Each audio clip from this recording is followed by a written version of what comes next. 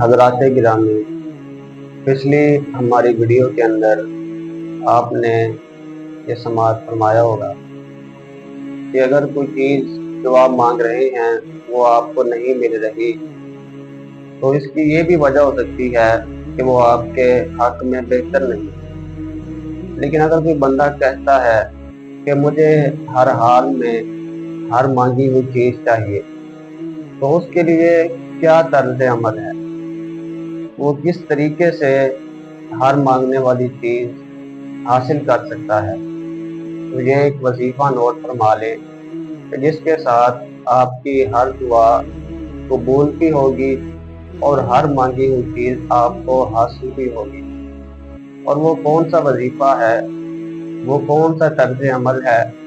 ذرا حدیث کی روشنی میں نوٹ فرمائیں۔ نبی علیہ الصلوۃ والسلام نے فرمایا کہ ابن آدم جب اپنے بھائی کے لیے کوئی دعا کرتا ہے، اپنے بھائی کے لیے کسی چیز کو مانگتا ہے، تو فرشتہ اس پر آ کر آمین کہتا ہے کہ اللہ اس نے جو اپنے بھائی کے لیے مانگا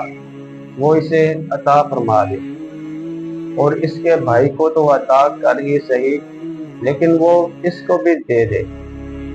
وہ فرشتہ اس کے حق میں بھی دعا کر دیتا ہے۔ آپ اس کو اس طرح سے سمجھیں کہ آپ اپنے کسی بھائی کے لیے شفا تو مانگیں، آپ کو شفا چاہیے، آپ اپنے کسی دوسرے بھائی کے لیے مانگیں، یا اللہ میرے فلاں بھائی کو شفا عطا فرما دے، اور اس پر یہ عقیدہ رکھیے کہ فرشتہ آئے گا، آمین کہے گا،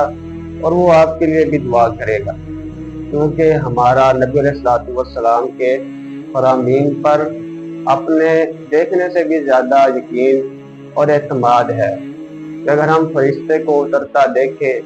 اس کی زبان سے ان کلمات کو سنیں، تو شاید ہمیں اتنا یقین نہ ہو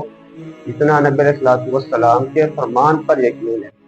تو اس عقیدے کے ساتھ، اس یقین کے ساتھ